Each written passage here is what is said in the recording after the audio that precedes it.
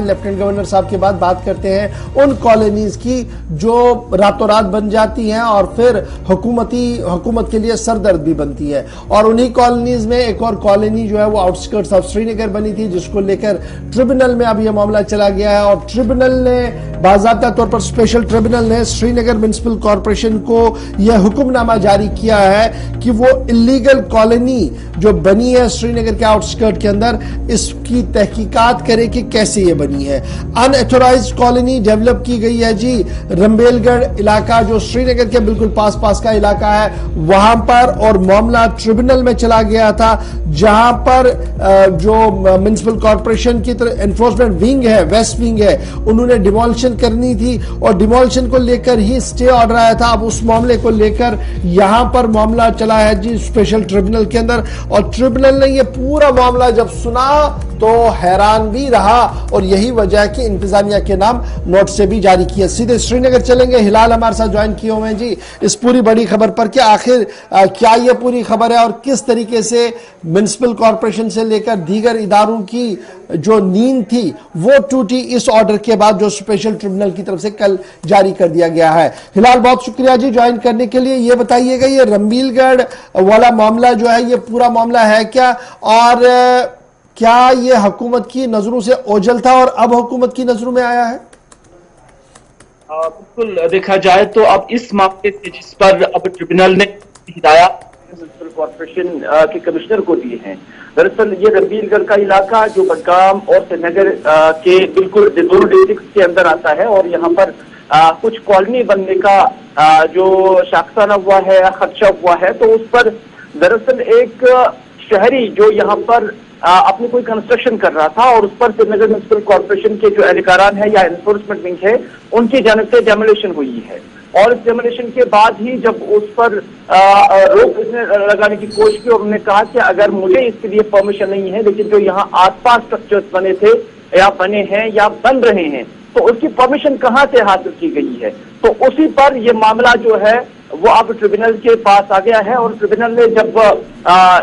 जो दरखास्त है उनकी जनक से जब जो एतराजात या जो उनकी जनक से मामला पेश रखा गया है तो उस पर उन्होंने श्रीनगर म्युनिसिपल कॉर्पोरेशन को 21 तारीख को लिखा था, 21 नवंबर को लिखा था, लेकिन तब से लेकर आज तक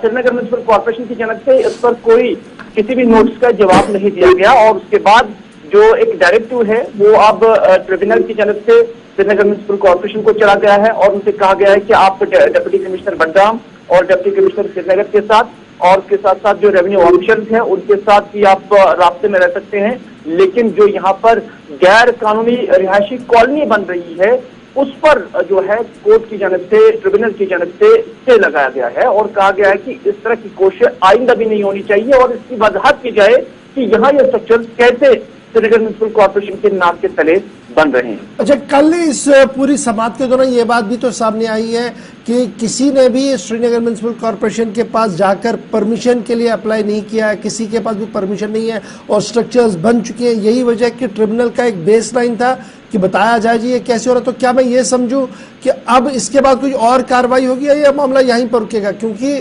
अक्सर ये देखा गया कि इस तरीके की कॉलोनियां अक्सर बनती रहती है और बाद में सरकार ने काफी दर्द-ए-सर भी उठाना पड़ता है इन कॉलोनीज को लेकर।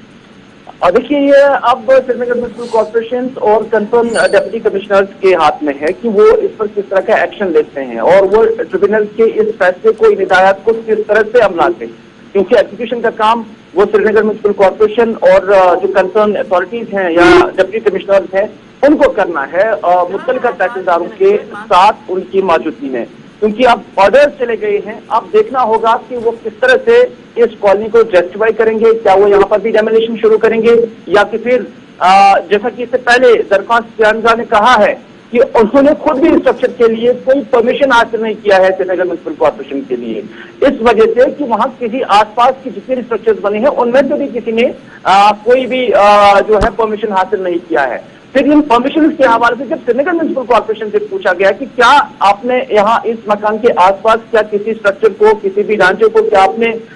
रेज करने का या उसको उसके लिए कोई परमिशन दिया है, जब श्रीनगर म्युनिसिपल कॉर्पोरेशन से कोई जवाब नहीं मिला तो उसके जवाब में अब जो है ट्रिब्यूनल की जानब से ये फैसला सादर किया गया है। लेकिन हो सकता है कि जो वहां पर स्ट्रक्चर्स बने हैं उन्होंने कोई जो लीगल चीजें हैं उन्होंने वो पूरी की हो, वो अब बाद में ही देखा जाएगा। लेकिन फिल वक्त तक ये है कि स्टे लगाया गया कि कोई कंस्ट्रक्शन फर्दर नहीं चलना चाहिए और इस मामले को देखा जाए कि क्या इन्होंने गैर कानूनी तौर पर ये तामीरात यहाँ पर खड़ी की हैं या इसकी कोई लीगल ऑथराइजेशन